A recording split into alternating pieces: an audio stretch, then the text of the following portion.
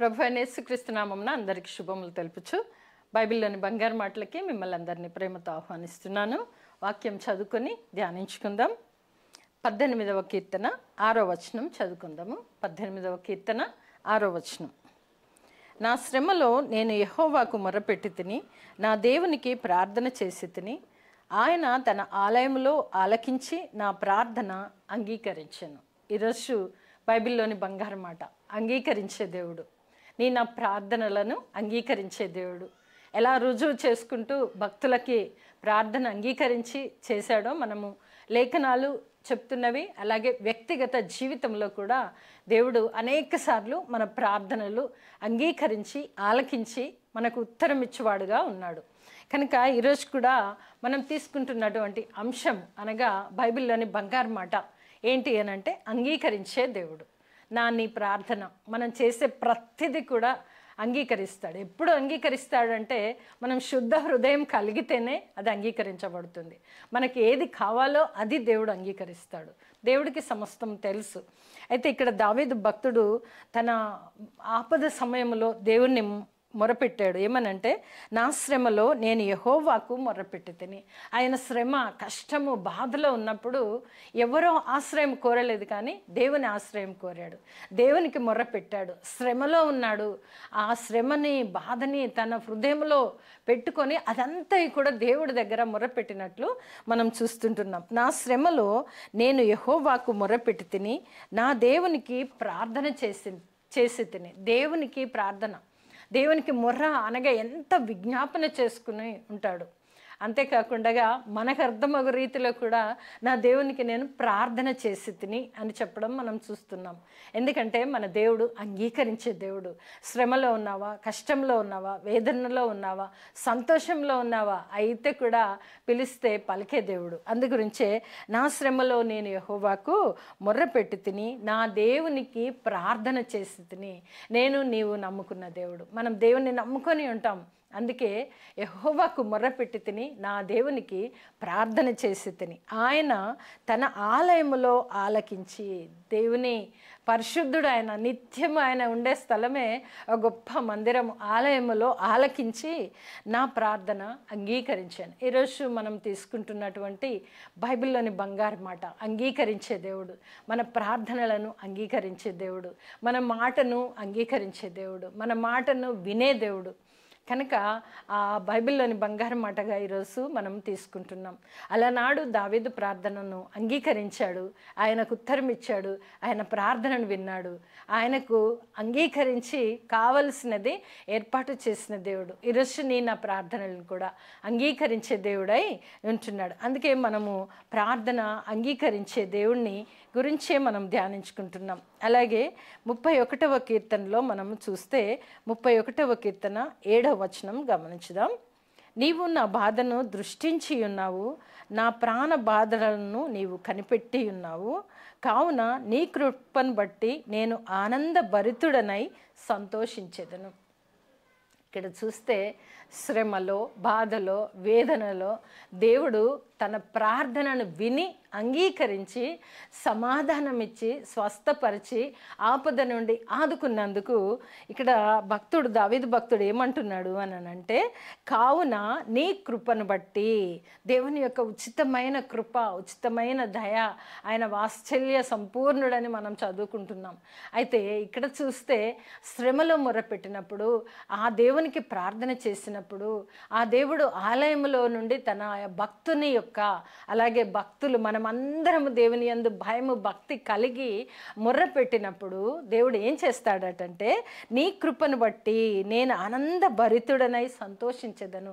దేవుని కృపా కాపుదల మన ప్రార్థనను అంగీకరించి ఆయన ఇచ్చి కృప ద్వారా మనకు చేసిన మేలులను బట్టి ఆనందభరితుడనై సంతోషించెదను అని చెప్పడం చూస్తున్నాం.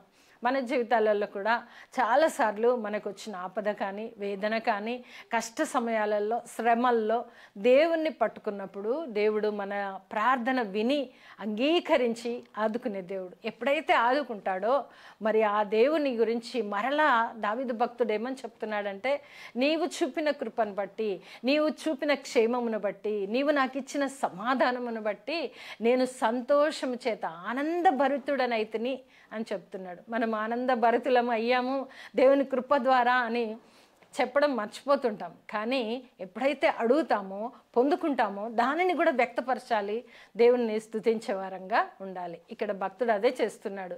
మొర్రపెట్టినప్పుడు లేదా ప్రార్థన చేసినప్పుడు ఆయన తన ఆలయంలో నుండి మొర్ర ఆలకించి అంగీకరించి ఆయనకు సమాధానము, ఆయనకు కావలసింది ఏర్పాటు చేసినప్పుడు, నేను ఆనందభరితుడనై నీ కృప ద్వారా నేను ఎందుకు పనికి రాని వాడనైనా నన్ను నీ కృప ద్వారా ఆదుకొని నన్ను నా ప్రార్థన అంగీకరించి నన్ను సంతోషపరిచినందుకు నేను ఆనంద భరితుడనై ఉన్నానని చెప్పడం మనము చూస్తుంటున్నాం. అలాగే మనం చూస్తే 118వ కీర్తనలో కూడా మరొక మాటని మనం చూస్తాము. 118వ కీర్తన 5వ వచనం చదువుకుందాము. 118వ కీర్తన 5వ వచనం. ఇరుకునందుండి నేను యెహోవాకు మొరపెట్టి తిని, విశాల స్థలమందు యెహోవా నాకు ఉత్తరం ఇచ్చాను. దావీదు గారికి కలిగిన ఆపద, ఆ ఇరుకులో అక్కడి నుండి ఎవ్వరిని ఆశ్రయించకుండా శత్రు సమూహము, శ్రమలతోనూ బాధతోనూ ఆయన హింస చేత ఉన్నప్పుడు ఎవ్వరిని ఆశ్రయించకుండా, ఇరుకునందు అంటే చిన్న స్థలమునందు కాదు కానీ కష్టముల చేత, శ్రమల చేత ఆయన బాధలో ఉన్నప్పుడు ఆ ఇరుకు అంటే ఆ విశాలత లేని ఒక ప్రదేశము లాగా ఆయన తలంచుకొని, ఏంటి నాకు ఈ శ్రమ, ఎటు పరిగెత్తాలి, ఎటు వెళ్ళాలి, శత్రు బారి నుండి నేను తప్పించుకునేది ఎలా అనేసి ఆ సమయంలో ఆ ఇరుకు నుండి దేవునికి మొరపెట్టినప్పుడు విశాల స్థలము నుండి దేవుడు ఉత్తరం ఇచ్చెను అని మనం చూస్తుంటున్నాం. మన జీవితంలో కూడా ఇరుకు, ఇబ్బందులు లాంటి అలలు మన చేత మనం కొట్టుమిట్టాడుతున్నప్పుడు దేవునికి మొరపెడితే ఆయన విశాల స్థలములో నుండి నిన్ను నన్ను ఆదుకునే దేవుడై ఉంటున్నాడు. విశాల స్థలము నుండి నాకు ఉత్తరం ఇచ్చితివి, నన్ను కాపాడుతివి, నన్ను ఆదుకుంటివి అని దావీదు భక్తుడు ఇక్కడ చెప్పడం మనము చూస్తుంటున్నాం. మనం కూడా నమ్మి మనము విశ్వసించి దేవునికి మొరపెడితే నిజంగానే ఆ ఇరుకులో విశాలత కలుగచేసి అక్కడ నుండి మనకు ఉత్తరం ఇచ్చే దేవుణ్ణి కలిగి ఉంటున్నాం. అందుకే భక్తుడు ఇక్కడ నుండి మాటలు విందాం మనము. ఇరుకునందుండి నేను యెహోవాకు మొరపెట్టి తిని, విశాల స్థలమందు యెహోవా నాకు ఉత్తరం ఇచ్చెను. యెహోవా నా పక్షముననున్నాడు, నేను భయపడను, నరులు నాకేమీ చేయగలరు. అది విశ్వాసం అండి. అది దేవుని యందున్న నిరీక్షణ కలిగి ఉన్నటువంటి భక్తుని యొక్క ప్రార్థన. ఆయన పొందుకున్న దాని గురించి కూడా చెప్పుచు, ఇరుకునందుండి నేను అనగా ఆపత్కాలములలో, శ్రమలలో ఉండి నేను దేవునికి మొరపెట్టాను, దేవునికి ప్రార్థన చేశాను, దేవుడు నాకు విశాల స్థలము నుండి ఉత్తరం ఇచ్చాడు, యెహోవా నాకు తోడుండగా నాకు ఏ భయము లేదు అని చెప్పడం మనం ఇక్కడ చూస్తుంటున్నాం. యెహోవా నా పక్షముననున్నాడు కనుక నేను భయపడను అని చెప్పడం చూస్తుంటున్నాం. కనుక బైబిల్లోని బంగారు మాట, అంగీకరించే దేవుడు, నా మనవి అంగీకరించే దేవుడు, లేదా నా ప్రార్థన అంగీకరించే దేవుడు, నన్ను అంగీకరించి ఆదుకునే దేవుణ్ణి నేను కలిగి ఉన్నానని అలనాడు భక్తులు ఆ యొక్క పొందిన దానిని దైవ ప్రేరణ ద్వారా మన ముందుంచారు. ఈరోజు నీవు నేను కూడా అనేక సార్లు దేవుని నుండి మనము ఇరుకులో నుండి మొరపెట్టినప్పుడు దేవుడు విశాల స్థలం నుండి మనకు ఉత్తరం ఇచ్చి ఉంటాడు. దానిని సంతోషభరితంగా అనేకులకు చాటే బిడ్డలంగా ఉన్నామా, మనం తృప్తి పొంది మనకు చాలు అనుకుంటున్నామా, ఎలా ఉంటున్నామా? మరి భక్తుడైతే విశాల స్థలం నుండి ఆయన పొందుకున్న ప్రతి దానిని కూడా నేను సంతోష ఆనందభరితుడనై నేను స్తుతించెదను అని కూడా చెప్పడం మనము వింటున్నాం. కనుక నీవు నేను తీర్మానం తీసుకోవాలి. మనం కలిగి ఉన్న దేవుడు ఎలాంటి దేవుడు అని అంటే, నిన్ను నన్ను అంగీకరించే దేవుడు, నా ప్రార్థనలకు జవాబిచ్చే దేవుడు, మనం ఇరుకులో ఉన్నప్పుడు విశాలత కలుగచేసే దేవుడు, దేవుడు మన పక్షంగా నుండగా మనకు భయం ఏంటి అనే ఒక నిరీక్షణ, విశ్వాసం కలిగి దేవుణ్ణి వెంబడించే బిడ్డలంగా మనం ఉండాల్సినటువంటి అవసరత ఉంది. అలాగే చూస్తే 145వ కీర్తనలో కూడా 18వ వచనం చేద్దాము. 145వ కీర్తన 18వ వచనం. తనకు మొర్రపెట్టు వారికి అందరికీ, తనకు నిజముగా మొరపెట్టు వారి అందరికీ యెహోవా సమీపముగా ఉన్నాడు. మొరపెడతాం అంటే మొరపెట్టడం అందరూ మొరపెడతారు, కానీ కొద్దిమంది నిజముగా మొరపెడతారు, కొద్దిమంది నామకార్థంగా ఉండొచ్చు. అందుగురించే ఇక్కడ వ్రాయబడింది నిజముగా మొర్రపెట్టు వారి గురించే చెప్పడం చూస్తుంటున్నాం. మొర్రపెట్టాడు దావీదు, నిజముగా మొర్రపెట్టాడు. ఆయన శ్రమలో మొర్రపెట్టాడు. ఆయనకు తోడు కావాలా, నాకు ఆశ్రయ దుర్గం నీవు ఉండాలని ఆయన నిజముగా మొర్రపెట్టాడు. అందుగురించి వాక్యం చెప్తున్నది ఏమంటే, తమకు నిజముగా మొర్రపెట్టు వారికి అనగా దేవునికి నిజముగా మొర్రపెడుతున్నామా, లేదా మామూలుగా ఏంటి ఆచారానుసారంగా ఇవాళ ప్రార్థన చేయాలి అయిపోయింది అనుకుంటున్నామా, లేదా నిజముగా మొర్రపెడుతున్నామా? అందుకే వాక్యం ఏమని అంటుందో, తనకు నిజముగా మొర్రపెట్టు వారందరికీ, తనకు నిజముగా మొరపెట్టు వారందరికీ యెహోవా సమీపముగా ఉన్నాడు. ఆయన దూరంలో ఉండే దేవుడు కాదు. మనం ఎప్పుడు పిలుస్తామా పలకడానికి, సమీపముగా మన పక్కన, మన ముందు, మన హృదయంలో నివసించడానికి ఆయన సిద్ధంగా ఉన్నాడు. అందుకే మొరపెట్టువారు కొద్దిమంది అయితే నిజముగా మొరపెట్టువారు కొద్దిమంది. ఏ గుంపులో ఉన్నాం? నిజంగానే దేవుడు మనం మొరపెడితే అంగీకరించే దేవుడు, ఆలకించే దేవుడు, సమీపంగా ఉండే దేవుడు మనకున్నాడు.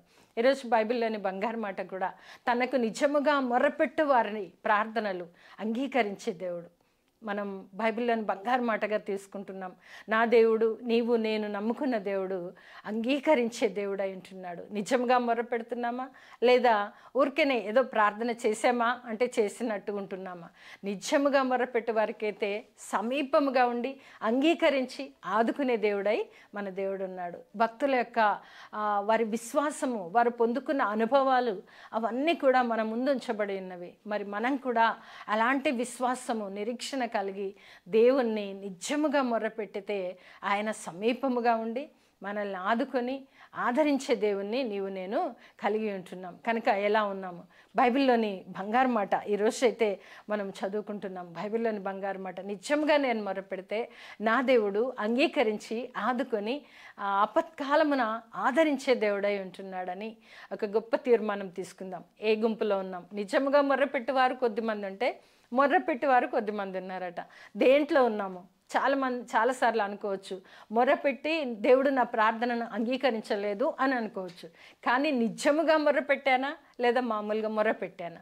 ఈ రెండింట్లలో తేడా చూస్తే నిజముగా మొర్రపెట్టు వారికి దేవుడు సమీపంగా ఉన్నాడు, ఆదుకున్నాడు, ప్రార్థన అంగీకరించి ఆదుకున్నట్లుగా మనం చూస్తుంటున్నాం. కనుక ఈరోజు బైబిల్లోని బంగారు మాటని మనం తీసుకుంటున్నాము. అంగీకరించే దేవుడు కనుక అంగీకరించే దేవునికి నేను నిజముగా మొర్రపెట్టి దేవుని ఆశ్రయము కోరుకొని ఆయన నా పక్షంన నుండగా నాకు భయమేంటి అనే ఒక గొప్ప నిరీక్షణ కలిగి ఉండే కృప ప్రభు అయిన యేసుక్రీస్తు ద్వారా వాక్యం వింటున్న మనందరికీ కలుగునుగాక. ఆమేన్.